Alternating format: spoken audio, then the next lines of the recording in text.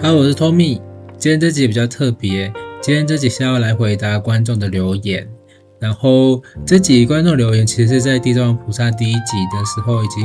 4个月前吧。然后那时候的留言，然后那个留言非常非常的大。然后我后来一来是忘记，后来在回留言的时候，就觉得问题太大了，我可能没办法透过文字来表达，所以后来就想说，一来是我一直在接收讯息的当下，觉得讯息比较，我想要好好再整理再传出去，然后觉得它光靠文字可能就已经不够好表达了，可能需要搭配一些图像的方式来说明，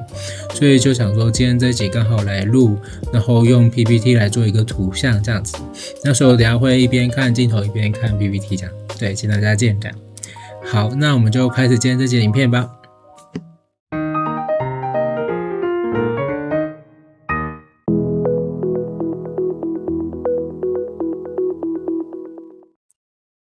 好，那今天这集的主题有分成很多个，可以看 PPT 这边，就包括可能从三魂到七魄到八识，然后业力跟业这个字跟念经等等的意思。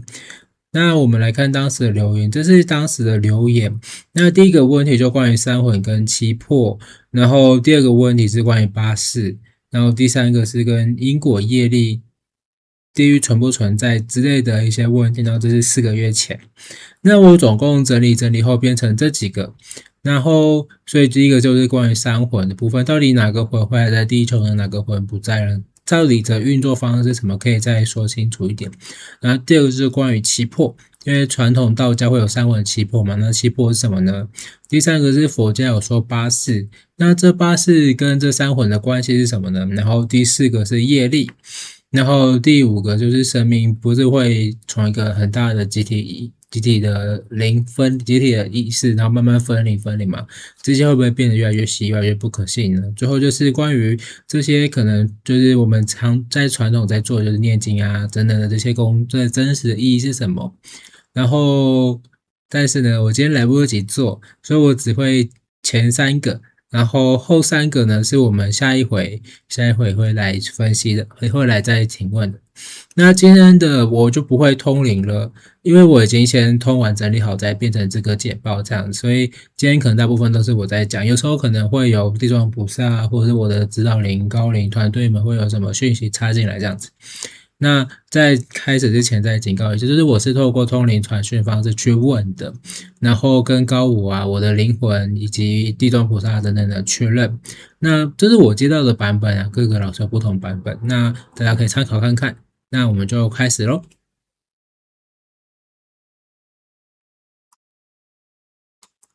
好，那首先就是关于三魂啦。那我在地藏王菩萨的第1集还是第2集的时候，有讲到人类死亡后那个灵魂是怎么运作的嘛？那当时是通灵传讯的方式，所以我是边感受讯息边讲出来。然后其实那时候是我第一次录，我觉得会蛮不可相信，就是第一次有这样的体验。那后来又再经过了很多很多的对话，重新整理了一版。那也是跟地藏菩萨，也是跟我自己的灵魂，因为我也可以跟我的灵魂对话，到底我死后是会怎样啊，等等的，我去对话得到的答案这样子。那我们就来看。那在讲三魂跟七魄之前，我觉得我们会有一个名词叫做灵魂，但灵魂这个字其实很大，就它的定义其实是很不精确的，所以就灵魂包括3个魂，然后还有很多的魂，就到底灵魂是什么？我们先从灵魂的本源开始讲起。假设这是一个你的灵魂本源，所以就是类似像之前举例的，我们是一大坨面团，那这个面团会再分这样嘛，所以这是我们的灵魂本源。然后我们的灵魂本源呢，会再拆开来成可能不同的我，比如说10维的我、8维的我、6维的我、3维的我，或者是其他维度的我。那像我的灵魂可能有拆出来14、15个不同的我，对。所以就是我们这样，那我是在3维的我嘛，所以我们就会这样子，我是在3维的我，然后还有其他可能在7、8维或者在其他维度的我这样子。那所以就是光一个灵魂本源就可以分出来很多东西。对，然后你会不会好奇，除了三维的我以外，还有没有另外一个三维的我呢？有，还有，只是不在地球。我还有另外一个是其他的存在，只是不在地球，也在三维的体验当中这样子。所以我们就会很多很多个我，然后不同平行、不同维度、不同时间，它会在做不同的事情。所以这是一个关于灵魂本源的部分。那所以我就是这个灵魂本源会发出来，就是三维的我嘛，所以我就会在这边。那三维的我们就会经过不断的轮回、不断的投胎，所以会有不同的前世。那在询问的时候，我会想问是，因为我们大家都知道时间是不存在，或时间不是线性的嘛，时间就是像不同平行时空一样，只是一个点一个点一个点。所以我问我们投胎的时候，是不是可以真的，比如投胎到未来的高科技的城市啊，或者投胎到以前封建的时代啊？答案是可以的，可以这部分是可以自己选的。所以其实我们是可以到不同的时间点，当然你也可以到不同的人种。不同的国家，或者是你不要到地球也可以。但因为我们灵魂就是来到三维体验嘛，所以可能会在三维的世界，你会换一个皮肤，换一个身体这样子。所以我现在到三维世界，我换了这个皮肤，我换了这个身体，我换到下一次去的时候，我就换个 maybe 是女生，或者是女生喜欢女生这类的，都是这些是设定这样子。那可是大部分的灵魂，就像是我死掉后，我可能还是会照着目前地球这个时间线，我可能假设是2070死掉好了，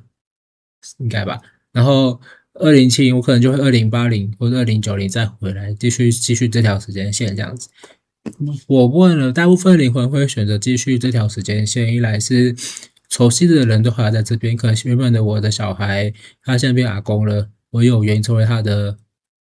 孙子。或者之类的，或者是说就继续在跟这个家人们聚在这里时间线玩，而且会很好奇这条时间线的这群人们会怎么发展这样子。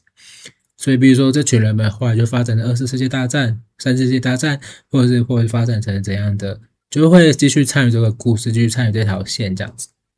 所以这是三维的我们可以不同选择的前世，但就我认识到的灵魂，大部分还是选择继续啦。这也有少部分就是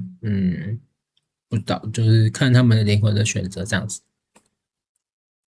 那所以有一个概念叫做灵魂家族，就是一刚开始我们分出来的这个三维灵魂后，可能有些是我们要一起体验的，一起来地球玩的，就像是你的玩伴一样，所以就是我们的灵魂家族。那这些灵魂家族呢，就会我每次都会，大部分每次都会相处相遇在一起。那像我的话，比如说包括我也是，我爸妈、我的兄弟姐妹都是这个灵魂家族哦，妹不是哦，一个妹妹不是。然后可能未来的伴侣，或者是我同事或朋友，我在前公司的同事们，大家都是灵魂家族的一个，所以我们是很亲密的关系。就一进去可能不用几个月吧，就融入很开心，很喜欢那个环境。但是我离开那个前公司后，到我这个公司就很难认识他们，很难融进去。我觉得可能是因为我在前公司，因为我们都是灵魂家族，我们前世都认识不知道多久了，所以说我们一再重新见面，虽然全部都忘记了，但是可以很容易再好好的相处，因为都前世是友好的关系。但是对于新的陌生的灵魂家族，比如说我现在的公司来说，重新来认识嘛，所以还是需要一点时间去熟悉这样子。所以包括可能是你的家人、你的伴侣、你的小孩，一定也是，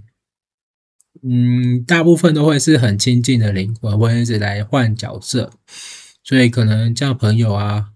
合作的同事啊，就是会日常一直亲密接触的人都是灵魂家族一员，所以每一次会换不同的角色在体验。有时候他是我的爸爸，有时候我是他爸爸，或者有时候他是我同事，或者他是我老婆，都有这样。那包括讨厌的人也是，因为你跟他很对立、很不对盘，因为有些事情要两个互相冲撞、冲突的时候，就会需要这样的角色，然后就扮演这个角色，你就扮演他的对立面角色都有，就是灵魂家族。所以大家也可以想想看，你身边有没有什么家人、朋友，或者是熟悉的人、讨厌的人，都可以都是灵魂家族这样子。那我们再讲回来，就是这是三维的我们，这是我们的灵魂。所以现在是我在这个三维的我。那如果是多人一灵魂的话呢？因为之前有提过，我在虚拟世界那集有提过吧，多人一个灵魂，像我的灵魂就是总共有4个人，那所以多人一灵魂就会变成像这样子，所以就会有3个人，3个灵魂本源，那他们会合一变成一个三维的灵魂。那我用3个来举例啦，所以会变成一个这样的灵魂后，就带着这样的3个合在一起，然后一起来三维体验这样子。那至于要什么条件才可以3个或4个合在一起啊？为什么要合在一起啊？预计是下集会再分享这样子。所以也是一样，就是多人一个灵魂也一起来前世这样子。所以这之后可能会不对，一定会再开一集再说明。那我们这集就先大概讲到这边就好了。所以就回来到那三维的我呢，所以在投胎之前啊，我们会跟我们的很多的指导灵团队，或者是高灵团队，或者是高我。那高我有很多个高我，可能高我上面还有他的高我。高我的定义可能每个不一样，但我这边的定义就是他会帮你安排，他是纵观所有平行时空里面，他都体验过，而且是已经最优秀最好的那个版本的你，所以他会帮你安排目前这次的课题，这是现在人生有什么困难也好，安排你这些一切的东西这样子。所以高我上面还有他的高我，对，所以这就是高我的团队以及三维的我的灵魂，我们一起讨论。那我们这次还要再体验什么吗？哪边一直卡住，要不要再体验一次？要不要再看看可不可以过去啊？或者是哪个角色我现在想要体验？比如我不想要成为人了，我想成为猫，也是有，可以先成为动物，再成为人。对，我感觉有，像我有解读过一位个案，就是对人类很伤心，被伤透了心，被背叛啊，就我不要再成为人了，我想先成为猫，成为动物后开始有无条件的爱饲主吧，或者是人类会对他很温柔嘛，开始慢慢对人类相信，这些也是有的，所以不一定这些载体都不一定都是人啦，有时候可能是灰人啊，或者是对不同的都是有的，对。那所以我们这些会一起讨论，最终选择一个是。那可能大部分会听指导灵跟高我，可能会建议你怎么做，你可以再参考，然后你会同意一个新的剧本，那你就照这个新的剧本去这样子。所以再讲到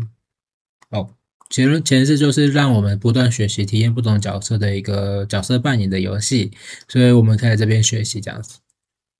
好。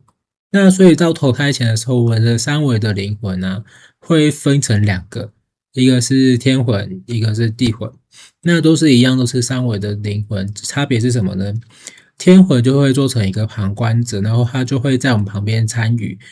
然后他不会，就是他在旁边参与而已，他没有实际进来这个身体，而地魂是实际进来这个身体，实际进到这个剧本来体验的人。也就是现在三维的我们，实际进来到这个身体，实际在这边去工作啊，去生活啊，为生活而忙啊，就是地魂。那天魂就在我自己觉得不一定，但是每个灵魂的位置不一定，有些人是在头顶的5公分上面，这样录得到，像有些人不一定。然后形状也不是都是圆球，可能是光的形状。对，那天魂的话，他会陪你一起参加，因为他就是你们就是你啊，就是一样，就是你而已啊。所以他不会参加，他反而是旁观一起参与这样子。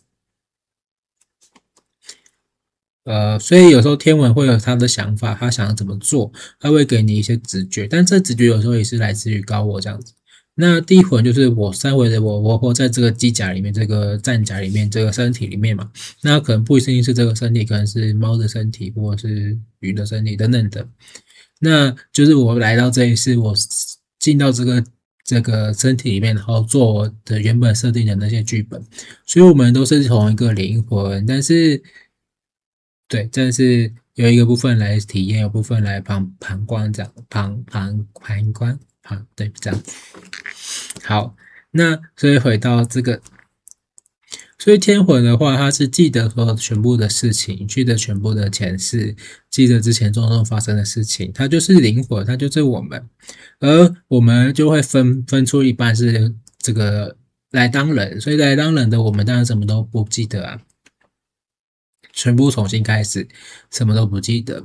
那就会开始在怀孕3、4个月，对，差不多3、4个月，就是妈妈怀孕3到4个月的时候，就会进那个地魂就会进到身体里面，直到死亡前夕这样子。那是不是真的死掉，没有生命体征，像那个心电图全部已经停止才会离开呢？不一定。因为我有问，比如说像是火灾啊，巨大的火灾，或者是说这种巨大的伤、巨大身体的痛，比如说可能火灾被烤成干死、焦死的那种，其实我感觉我问一下哦，不会让你直接体验被火烤那种痛，可能你在经受到那些痛的时候，一瞬间的剧痛你就直接离开了，你就不会在那个身体了，剩下就是身体等待死亡这样子。所以，比如说像是空中飞机爆炸，也一瞬间的事情，你可能不知道现在要不要发生什么事情，或者是说自杀也高楼跳下来也是，但是那个本人很恐惧，对。这些都是就是一瞬间的事情，你可能死掉后还不知道你现在在哪。现在的话，对，没错，所以我感觉就是不一定会，对啊，不会，不一定。有些人他想要在身体最后一刻一直陪伴到家人到最后一刻，到最后就不能最后再出来，也有，所以这个不一定，对。哦，那如果是可能卧病在床很多年的灵魂，可能他也没办法讲话，一直要靠注射器的方式维生的话，他可能灵魂比较多都已经出来了，因为在那边痛苦、无聊，没什么意义，又动不了，讲不了话，所以就不一定啦，看每个灵魂或他的高维团队的安排这样子。那之后会再做，就是因为我有一个家人是，就是类似这样的状况，好像是中风还是什么，就还是失智还是什么忘记了，然后就会一直躺在床上，然后动弹不得的状况，人家去叫他还是会有意识，有人会跟他简单手指动一下，但是就会想要访问这样的灵魂，他的地魂，他的感受是什么，他有什么想说的话，未来我想要亲自访问他的灵魂，我跟高我团队讲了，然后也会想要访问关于自杀的灵魂，也是地魂。那这可能就未来再说了。对，好，那就是我们在投胎的时候，我们就会分裂，然后就会这样子在三维生活。那死亡呢？死亡呢？死亡的话，死亡后我们的天魂地魂的我们在身体的灵魂就会离开，然后离开后就会跟天魂再合一，变成原来的一个灵魂这样子。那我们先讲天魂这个灵魂好了，灵魂合一后，我们就会去地府，或有些人会是看到光，有一个温暖的光，然后看到有一些熟悉的家人的影像，或者是耶稣的那个影像，看你相信的神明，然后就到那个世界，然后去你相信的，比如说你相信地藏王菩萨信仰，就会到类似地府、阴宅地府的那个滤镜下面嘛。然后你可能相信西方的话，就有西方的那些东西，然后就会在地府有些事情，我之前有说过，类似这次有什么因果啊、业力啊，然后有些还完，有些又新增的业力啊，或者是说这次的一些反馈这样子。那你的地魂我先把天文讲完，天文后大概办完事情后，我感觉以人类时间的话，不一定在4、5天就办完，然后他就会回来到地球再待一阵子，在人间再待一阵子，然后直到他觉得差不多了，我可以走了，我可以放下，他就会再去下一次，或者他看看他想去哪里这样子。那这边有写的是关于寿命的部分，呃，其实不会跟人类知道，但大概会有一个决定，然后这个限制就会往那个时间走，可能突然那天就到，就直接也是有可能。然后这些事情不会跟地环讲，除非我们人已经够敏感，可以感受到大限将至这样子。然后那死掉后的我们还有一个地魂啊，对，死掉后的我们就会是我直接到下一页好。这地魂呢，就是像死掉后的我们，但是它会像是我活着一样，它会觉得我好像还活着，不一定，有些人死掉刚死掉的时候会觉得我还活着，这是哪里？为什么能听得到我讲话？但久了后，慢慢知道我已经死了，然后就会带生前的这些意识，他习惯的惯性，他习惯的生活方式，习惯的那个身体姿势啊，然后就会在这世间游荡这样子。然后就会在爱的家人的旁边啊，习惯走去地方，可能习惯跟朋友去哪个地方泡茶啊，或者是说家里和以前很想去的地方走走看看啊，然后有人想他就会跑过去那边看看那个人是谁啊之类的，然后他会以他喜欢或他习惯的那个形象出现这样子。所以我们在拜拜的时候，对牌位的那个祭拜的那个灵魂，不叫做是地魂，而且是去世的地魂。去世的地魂就会在家里啊，一般不会在墓旁，因为他对墓也不熟，他对那边地方也不熟。灵骨塔墓不会，他会在习惯的家里继续徘徊，继续徘徊，继续徘徊，继续徘徊，直到是到了忘记自己是谁。那这边分享的是，我可以通到就是去世的家人吗？然后，这等一下再讲。对，那我们先把地魂讲完好了。最后就是呃，我们通常灵魂沟通可以沟通到死去的家人的话，大部分都沟通到他的地魂，因为刚刚有讲就是天魂是知道一切，所以包括众多前世可能从哪个行星来的啊，之前去火星去行星什么的，那地魂就是这一世的我，所以我们会通到就是地魂，然后就是你这一世的你死掉，然后他就保持这个样子继续在世间这样子。然后所以通的话，大部分都是通地魂，因为问妈妈有什么想吃的、什么想交代的啊之类的，都是通地魂。然后，因为我自己有在灵魂事务所上课，然后 Jessica 老师的想法是说，他看到他是可以直接肉眼，就是阴阳眼看到的话，死后的一个灵魂是一个光，刚死后的时候是100%的光，但大概4、5天后吧。只剩下28的光亮，这是参考。就是我感觉他想讲的就是其中占比的天魂是80%，然后20%这是地魂。对对，大概是这样，这是灵魂，所以差不多的比例。没错。所以就回到这里。所以死后的时候，可能去完后回来就是28的地魂，没错。然后可能有3、4天会不在地球，你连不到或感受不到它。他可能还是在惊恐，或者还在刚好在地府当中这样。对，没错。好，所以我们如果想要连接往生者间接的离开的亲人，可以透过连接这个死去的地魂，不的这个地魂，对，没错。他有生前的记忆跟生前的习性，知道我想要做什么，我会习惯的身体的姿势啊，习惯的面貌啊。有些人他会选择他喜欢的那个年纪，比如说他最喜欢那个25岁、30岁的样貌。有些人就是觉得没差，我就是习惯我的这个老的样子都有，但比较多还是老的样子。对，好，这就是地魂。好，然后那什么时候会再回来轮回呢？这我问了后发现，就是一个是当往生者已经觉得我够可以放下，然后因为再来就是已经没什么思念的亲人，所以这两个是比较重要的。但往生界，我觉得这边后来发生，不论是什么争夺财产，或者是小孩好像都稳定发展了，大家都固定上轨道了，也没有太多思念了，差不多了，可以离开了。然后或者是说我已经决定好这次再来是要干嘛了，而且愿意再去轮回的人就会再去轮回。那如果不愿意轮回的话，可能看，比如说有时候是哪个地方愿意接受你在那边，比如说地府愿意接受你在这边，你就可以去地府工作。比如说你想去的极乐世界啊、观世音菩萨世界，他们愿意接受你在那边修行学习，那也可以去。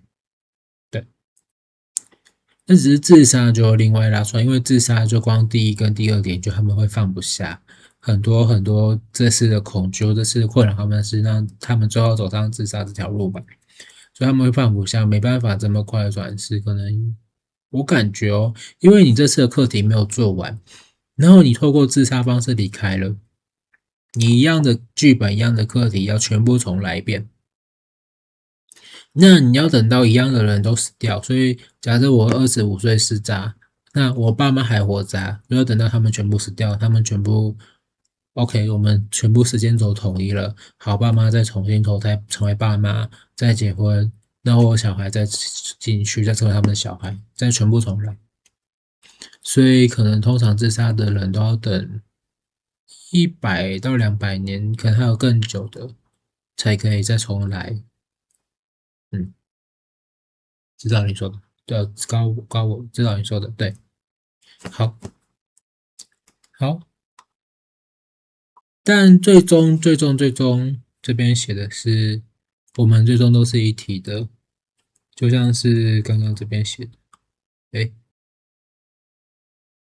我们最终都是一体的。然后其实这个灵魂本源再回头还是回到最后还是一体的，大家都是一体的，所以我们最终都是一体的。其实最终是我们虽然扮演很多冲突的角色，或跟爸妈很冲突的角色，但是呢，最后还是要重新好好和解，放下仇恨，好像好好爱这样子。好，好，我忘记我设错了。我等这个突然这个什么，我突然想起不起来。这边有可能会有人会说，为什么要忘掉低魂要全部忘掉，全部重来呢？一个是，其实最大的原因是第二点，第一点应该不会。第一点就是，如果你活久的话，你会有习惯的关系，每天会去哪里，每天的生活是步调什么。但是重来的话，即使记得，应该也不会过同样的事情，因为有剧本。但更多是第二点。就是你可能互相伤害啦，被伤害或是被伤又伤害他人都有，有可能你一直被伤害，觉得不爽，我不要一直被伤害，我要换我来报复社会，我要不一定会报复那个你仇恨的人。所以我们都会在这样的相处当中，可能伤害他人、被伤害，或者是很多的愤怒，有很多的恐惧、难过、悲伤都有。但如果你记得这些前世种种发生的事情，你就没办法好好面对这一世。哦，你一看到那个人，他就前世杀害我的人，就会影响到你这次跟他的体验。他这次可能是来赎罪的啊，他这次可能是让你们关系和解的啊，但你可能会没办法好好的去体验。所以这些是不能让你们带记忆来，大部分都不能带，有少部分人可以带，但是带记忆来可能你会影响到你们这次的体验。然后最终像这边写的，我们都是一体的，我们都要和解，种种的过去的伤痛、被伤害，或是愧疚，或者是这些情绪，最终还是要好好灵魂间还是要好好，就像朋友一样嘛，你中间伤害他，他伤害你，最后你还是还是要和解，但这个和解可能有时候需要花时间。比如说刚刚讲你都是你在伤害他，他想要报复你，让你也体验被伤害的感觉，也有。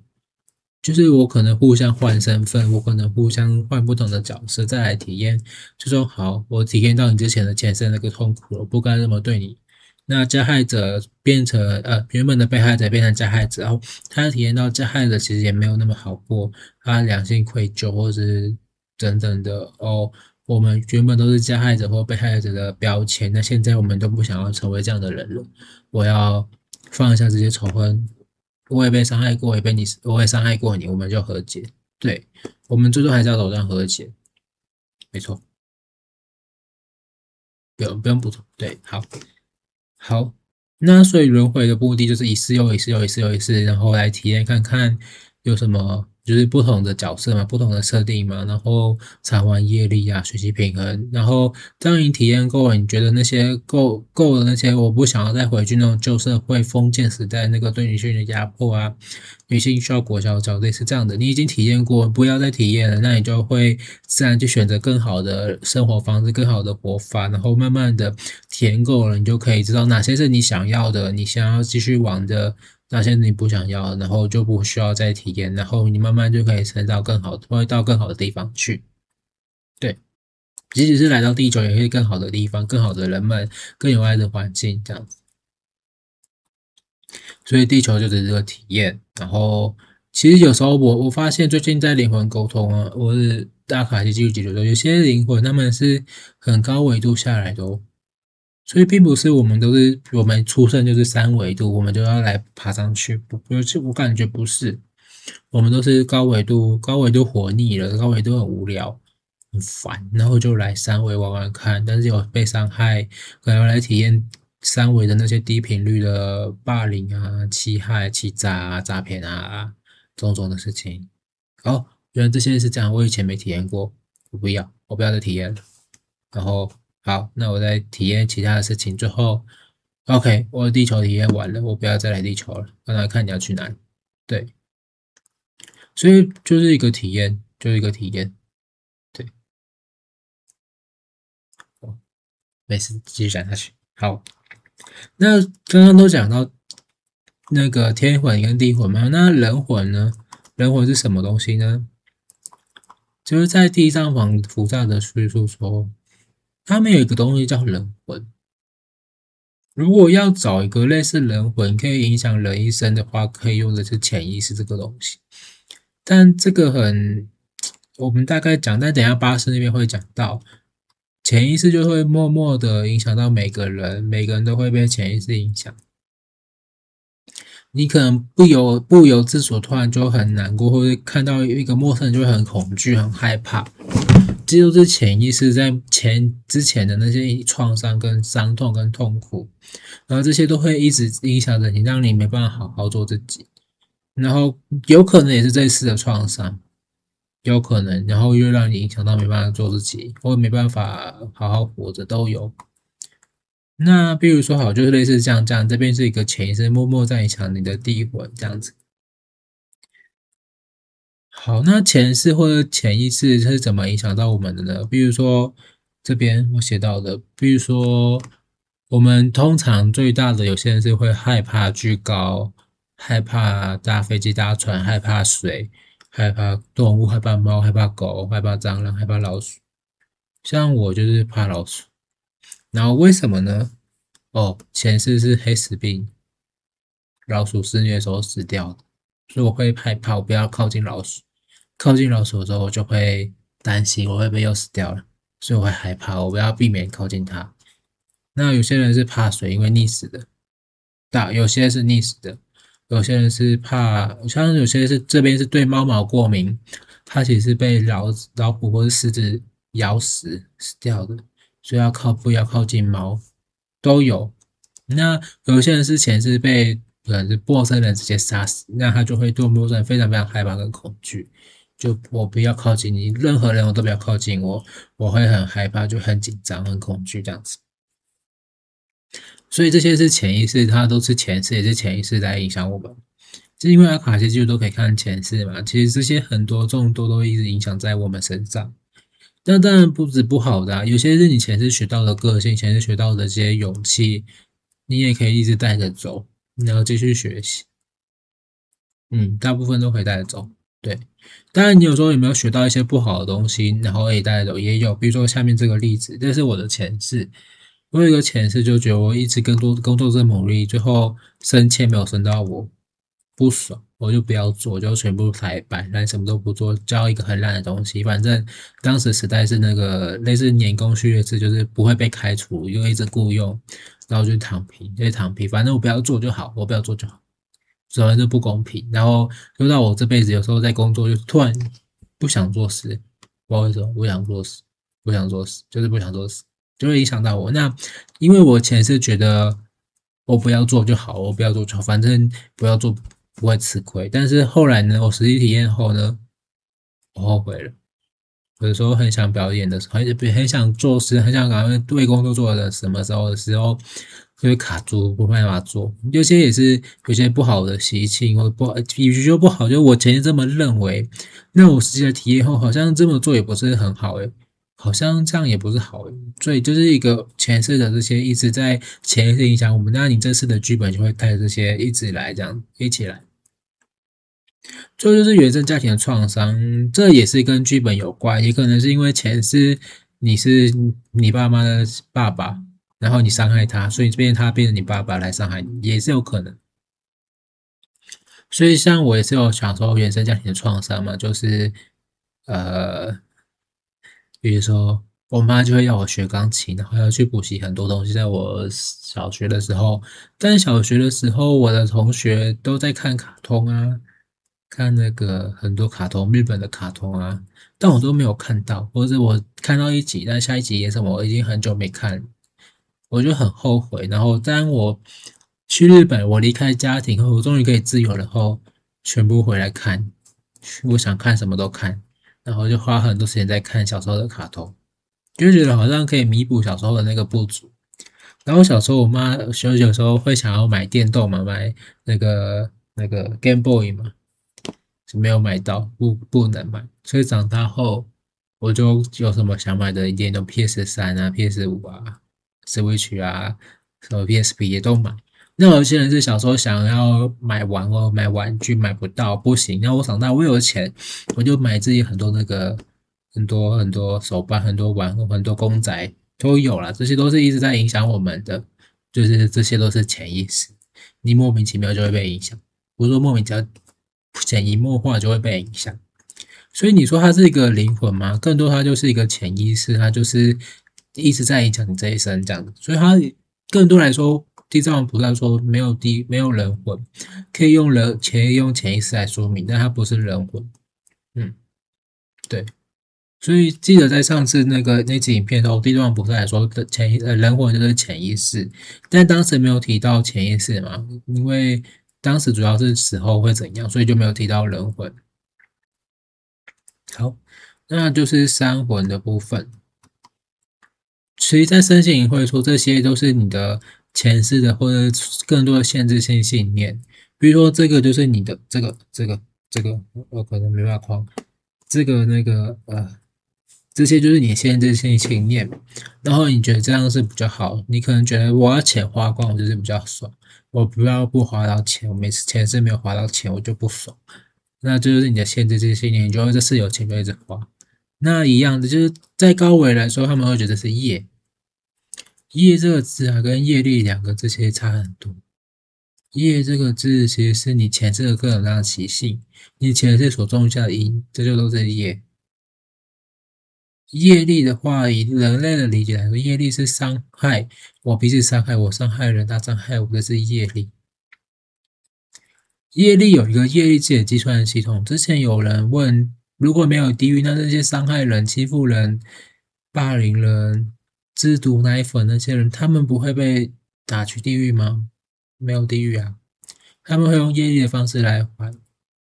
可能就会变成他们是出生就是畸形儿，有可能，但不一定出生就畸形儿的人，他们就是因为前世有业，这不一定，有可能他是想要体验这样的身体到底多大的不舒服，都有可能。那详细之后下一集会再说一页，这是一个很大的议题，这周来不及做完。对，谢谢指导灵高我的补充。好，那所以这是关于三魂的部分，我们就讲到这边。最后结论就是，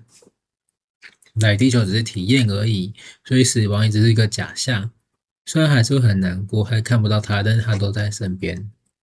对，然后这次体验就换个身份在体验而已。所以我们出生的时候并没有，就你可以选择你要的时间，你想要在哪个国家，你想要当的人种、当的性别、当的性向，你的角色设定都可以选择。但我们其实并没有不同，包括我们在座的每个人都没有不同，都是灵魂，包括欧美人啊、非洲人啊。像我前世是有在苏丹，苏丹南非也有，南美的秘鲁那边也有，或是英国、北欧好像也有，中国蛮多是的，都有，对，都有。在不是地球呢，好像有几次当过灰人，灰人有，还有反正很多啦，对对，所以我们没有不同，我们只是灵魂有这个身体有这个机甲装甲领在这个身体而已。好，那最后要分享我的通灵的体验，就是我可以跟往生者沟通。然后举个例好了，我有一个叔叔，他是4年前过世的，然后他过世后不久就可以跟他的灵魂那时候还没有很稳定的对话，但有隐隐约约收到讯息，然后就有说他发现他这次做了很多错事，他的反省，以及他要投胎去哪里。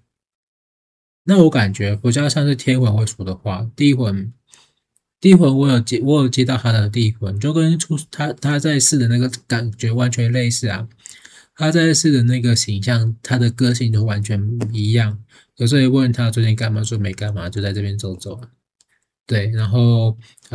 天魂的话就会说他要去投胎，还有他接下来要投胎到哪个国家，然后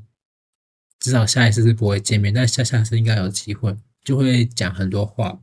然后其实就会觉得，虽然他们离开了，不在这个世界，但是一来是他们的地魂都在，然后想要他们说他每个连接都感受得到，然后例如说我的阿公跟阿嬷。二十几年前去世了吧？有时候想到还是连得到，但是他们就跟生前差不多的个性，然后外表也差不多，外表差不多。因为我小时候看到那个外表差不多，然后但他们已经忘记现在是几年了，现在在发生什么？哎，看到我爸，你怎么这么老了？就会有这种状况。对，就是真地魂，他们就是在这样继续。但是为什么他们要一直在这边，我就不懂，我还没有特别问。这些设计啊，精心的设计，让地魂还可以留在这世界走荡。但这是更高、更高、更高的宇宙会议达成，宇宙机构、议会、宇宙的团体决定的。嗯，所以他们会不会有一天不见了？会慢慢忘记自己是谁，忘记自己是谁，忘记自己是谁，然后忘记自己在哪，什么都忘记了。对对，所以这是地魂的部分。然后我另外可以跟前世沟通，就是刚刚其实类似阿卡西记录解读，解读后可以跟前世沟通，前世的环境、前世时代是什么，前世的背景是什么，他的感受体验是什么，这些是可以做得到的。其实就像是因为刚刚说没有时间嘛，所以就是我连到另外一个平行时空的我，就是我的前世，那他发生什么事情，跟他聊聊天这样子。那所以当然也可以跟我的指导灵啊，高于我三维的灵魂或是天魂，我的天魂聊天，都是做得到的。对，这是我做到，然后大家都做得到哦，只要你越来越好，频率越来越高，你的感受的能量，现在感受整个到这边，你可以越来越大，越来越大，越来越大，你就会感受到更高维的存在，更高维的存有，或者是你的高我指导灵团队，或者是家人朋友的那个地魂都可以，都可以，所以每个人都可以，每个人本来就行，就是当你在低频的环境、低频的状况，不开心、憋屈、难过、闷、愤怒、悲伤、恐惧，这些都会没办法让你收到更高的讯息。对，这样，对，那就是第一个部分。好，第一部分讲了好久，然后接下来是关于期货的部分。这样三魂的部分没有要补充了。好，那期货的部分呢？就是出现了这号留言问期货什么，然后因为这个也蛮大，所以我有问 ChatGPT，然后这是 ChatGPT 这里说道家的期货，这个大概看一下就好了，就这样。但我又问了地藏菩萨，真正的期货是什么呢？地藏菩萨说，期货是人类想出来的东西，它如果要找一个类似的东西来说明它是人类的不同的器官，不是器官，身体部位，不同的身体部位有存放不同的能量，跟你的那个，就是你的情绪也是一个能量，不同的情绪，不同的能量，不同的那些能量。这个图啊，是他问我是不是，它是中医的图，有一部分其实这大部分都是对的。所以，如果你有一些愤怒的那个能量，你会存在肝，然后那个肝就会一直，如果愤怒一直累积，肝就会坏掉。所以，如果你有一些伤心、恐惧的话，会在肾；恐惧，恐惧，恐惧，你的肾就会坏掉，也就是坏，或者是比较早老化，应该这样讲。可能有时候会急性的坏掉，有可能。那中医说的肾可能对到各个不一样的器官，比如指甲啊、头发啊这些都会一起影响，角性能力也会，都是。那你说这些破，它不止7个，它有很多很多个。这些破为什么要有？它是帮忙存储你的个人的能量、个人的讯息、你的感受、情感、愤怒这些种种很多很多的能量都会存在这些器官里面。人类看不到，但是可以感受得到。所以这些跟脉轮不太一样，但其实脉轮的概念是类似的。其实这些都是相通的，不管是气魄或者是脉轮或是中医，这些都是蛮类似的。对，其实就是一整体的是一套啦。然后，所以总之就是你会把一些情绪能量放在这些器官里面，所以你可以透过身体来觉察你自己。比如有发现定期健康检查的时候肝不好，或是血管堵塞那些的，都是心情上有些问题。也说问题会有一些状况，心理这边会有一些影响，会影响直接影响到身体，很多很多很多，所以这些都会有影响。所以当你心理健康已经很舒服了，你身体自然不会有什么大的问题，业力除外。业力还是会有影响。对，业力就是还是一定有。对啊，好，好，谢谢菩萨。那这边列出的大概是这5个，然后比如说还有，比如说这边是讲到，我先讲，比如器官移植器官移植你会把你的能量比如说肝好了，或者是你的能量的心脏，全部移往到另外一个人的身上，然后那个人的身上同时会有他原本的能量，因为他的身体嘛，跟你的器官，你的那个就会比较混乱。那个整个气场或脉络会蛮混乱的，是可以继续活着，但是这个人他移植好后，他要重新适应他的他可能会得到一些不属于他的资料，不属于他的，就他可能会跟原本不同的人，因为三魂七魄都是会影响这个人，就包括潜意识什么都会影响这个人，所以可能你会变可能不同的人的个性，也会有可能，嗯。所以不是不好，只是跟你讲会有这个可能性。好，那这是气魄的部分，那还有很多。那就刚刚地藏菩萨讲到的，就是你可以透过你的感受去看看你身体有什么哪里不舒服，那因为比较紧绷都跟那个有关联。比如说有些人是肩膀代表责任，对，肩膀你就要扛起你的全部的重担，扛在肩膀上，这跟那个姿势其实有关的。肩膀当然如果扛太多的人，你就会扛不动，你就可能要用背的力量来扛，你就整个拖下去，都有都有。然后这边提到耳聋，有些人是他老婆会不一定，他伴侣会一直念，每天一直吵他，就不想听不想听，久了后就直接耳聋掉，都会有。这都是心因上的，给大家参考，还有很多带大家自己去发现。好，谢谢地藏菩萨，没有要补充。七魄其实很多啦，但是参考就好，还有很多，不止这7个，不止这七个，还有很多不同的器官有不同的代表的那个能量，情绪只是一种能量，还有其他的能量。对，就这样。好，那关于七魄就没有要补充，先这样就好了，谢谢。好，那接下来是关于八字的部分。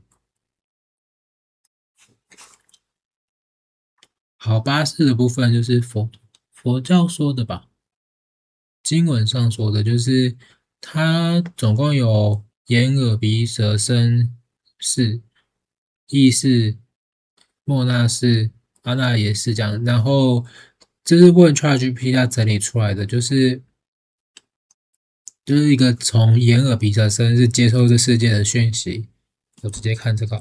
然后到你看到这是什么，然后产生情绪的一个心理运作的一个东西这样子。那这是做成了一个表，就是从眼耳鼻舌身，然后到意识莫那斯跟阿拉也是。那眼是就是单纯就是眼睛啊，不止还有内视觉。内视觉的意思就是说，有些人闭上眼可以看到一些画面，有些人跟梦境不一样，就是闭上眼看到一些画面。对，这是内视觉。然后视就是一样，你可以听到一些不属于这世界的声音，比如说听到高频的声音啊，或者是说嗡嗡声啊，比如说到庙里有时候会嗡嗡声、高频的声音啊，或者是说有些可能会听到灵魂在讲话的声音，比如说死掉的灵魂，对，有时候会都有，会听到这个灵魂他想跟你讲什么，你会透过内耳式听到，然后鼻式也是类似，你可以透过鼻子去闻，但有些人会感受到更多，透过这个闻去感受到更多的东西。这些都有内跟外，舌跟身也是有。身的话哦，更多是触觉。你摸到这个东西后，你好像可以感受到它的前的使用者、前面的主，它有什么生产的背景环境，或这个东西你摸下去会是不是觉得跟你的能量是不是匹配，跟你的频率是匹配的？其实这些都有，对，这些都有。那每个人都有，每个人都有，只是有些人可能是视觉比较强，有些人可能是三视比较强，都不同。好，那再来就是那个意式跟莫纳斯跟阿拉耶斯的话，意式的话就是我这两个都有另外做简报。好，那我们来看意式。那我们来讲讲看什么是意式。当你这边会有一个图片，你等下看到它后，你会想到什么呢？你看到之后你会想到什么？就直接冒出一坨大便。你有经过你的脑袋吗？你有经过你的思考吗？你有判断这是大便吗？你就直接看到就是大便，看到一个鸟飞或者是鸟，你没有特别想，因为你不需要动脑想，这是你的意识，就这样没了。所以看到这个是什么，就直接冒出这是什么，就这样而已啊，就这样，这是意思。所以回来看看它的说明，就整理这五是不整理他看到东西进行思考判断的一个工具。有思考吗？我没有思考，你就直接想到什么，你就直接看到什么，那个很快速的0.01秒的那个直接的判断，就是意思，没有思考，没有记忆。哦，好，那我思考就变成到莫纳斯去，没错。好，那就是那个意思的部分。好，那莫纳斯是什么呢？这是解释 ChatGPT 整理出来的，就是莫纳斯是一个我执的根源，然后它有一个恒审思量，可能就是它不管是在清醒的时候，在睡觉的时候都在运作，然后使它会不断的思考跟度量跟计算，然后思量就是它会把这个现在的我运用的是这是真的的我，这是真的的我，这是真的的我这样子。大家有想到这是什么吗？你可以，刚刚我们没有用头脑嘛，刚刚一看到图片就知道这是什么了吧？现在你可以用头脑来想想看这是什么？你用头脑看到这是什么呢？会不会冒出这是一坨大便，很恶心、很臭、很恶烂、不舒服、恶心？看到它就感觉有闻到什么臭臭的味道，这些都是头脑。所以回到这里，什么东西一直在运作呢？它觉得是我的，就是你的头脑。莫那这就是你的头脑。所以，好，我们继续看下一个例子啊。一样看这边会有一个图片，你看到它会想到什么呢？头脑，不是你的意思是头脑，你可以讲出来看看。有可能觉得他是一个10亿的中年上班族，他是一个升不上去的科长，他秃头，他刚被骂回来，这是你的头脑会想到的吧？你可以想想看，然后这些都是你的头脑，你会针对这些去思考，会觉得他是怎样的人，他是怎样讲，这些都是头脑。那刚刚讲莫纳是有这三个功能，简单来说就是我们因为有这个头脑，会觉得这是我们的身体，我们就活在这个世界里，我们就活在这个三位里面，这就是我，我就是这个身体，这就是我，我有这个头脑就去思考，我就是我，就是我，这就是我。而你会忘记，其实你是个灵魂，你不是你，这是一个体验而已，这是一个身体而已，这是体验而已，这不是真正的你。你会有一个这样的错觉，就觉得这是我，我的身体，这是我，我活在这个世界里面，我活在这里面，就是工作啊、赚钱啊、养家、小孩，死掉就没了，一切都没了，这是我。对，因为你活在这世界里面，就是让你活在这世界里面，让你没办法摆脱我执的工具，就是这边嘛，就是我执的根源，就是头脑。然后，嗯。所以身心灵就会有一个东西叫上脑，这个人太常用头脑去思考了，太常用头脑去判断这是正确，或者太常在头脑里面内耗，在头脑里面焦灼执着，那这些都是头脑的声音，这真的是你吗？因为像刚刚的那个大便，你不用头脑，你就可以看出这是什么？这真的是你吗？还是它只是头脑？它是让你卡在三维的一个工具？这真的是你吗？这真的是你想达到的声音吗？你要不要试图静下心来，听听看你内心的想讲的声音呢？这是一个跟大家说明，那就是莫纳斯的部分。结论就是你要用的不是你的脑，而是你的心，你要用你的感受去感受这世界。太多的脑会让你觉得这是三维的世界是真的存在的，就让你卡在三维世界里面。接下来是第八式，就是阿赖耶识。阿赖耶识其实在大家定义就是它是一个资料库，它是储藏喜忌跟业力的地方。然后它是会，比如说你的前世啊，你的种种的深层的个性、无意识的行为，这些都是，比如刚刚写这些，都是阿赖耶识里面储存的东西。因为你深层无意识就会怕狗嘛，你不知道为什么你就会怕狗啊，会怕猫、怕水、怕高、怕什么东西，或者你不知道为什么就觉得我要花钱，我要花掉钱就是花掉，钱就花掉，这都是前世的业力、前世的习性这样子。但你会不会好奇？因为阿拉也是感觉就是阿卡西记录，就是好像储存很多很多全世界的宇宙的知识、宇宙的资料都在这个阿拉也是，我都在阿卡西记录。难道我的潜意识，因为刚刚这些讲法不就跟刚刚讲的人魂或者潜意识是一样的吗？难道我的潜意识就是阿卡西记录吗？我们可以来看，这是我问高龄们简整答出来的答案，就是好，我们会有天魂，然后会来这边地魂。然后地魂就会有一些资料库，然后还有另外一个是宇宙的知识，然后其实天魂就包括这些，对，天魂就包括这些，然后地魂就让你有这个身体，有这个七识，刚刚讲的眼耳鼻舌身意跟头脑，就会活在这世界，然后这是人魂或者说潜意识这样子，那天魂就是这些，因为天魂懂得所有的前世，所有的这些灵魂的资料库，所有的东东都是这些，就是你的天魂。那阿赖耶识是什么呢？阿赖耶识是包括宇宙一切资料库，跟包括你这个资料库全部都在一起，就是阿赖耶识。阿卡西记是什么呢？因为我其实搞不懂阿卡西记跟阿赖耶识的差别，但我今天早上问后，阿卡西记主要是针对你的灵魂资料库，它跟宇宙的知识库，还有说包含在阿赖耶识里面，但它不是，就怎么讲？这个东西就是阿卡西记录，这个这样看清楚吧？潜意识或灵魂资料库就是你的阿卡西记录，但是真正的宇宙一切资料库叫阿拉也是这样子，所以这个定义其实蛮大的，所以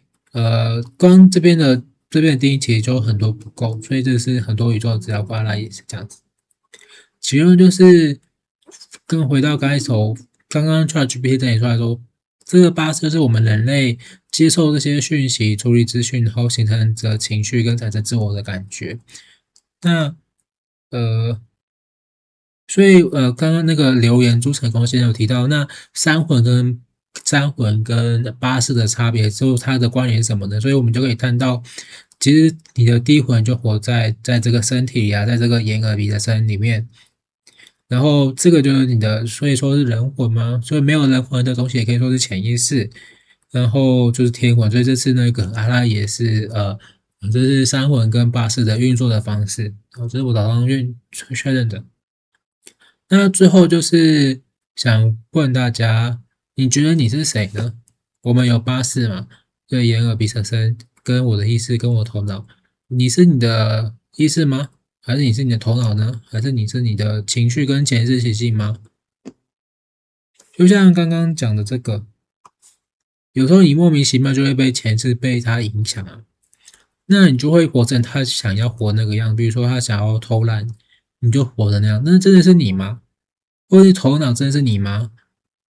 你看到东西真的都是你吗？你活在这世界真的是你吗？真的你是什么呢？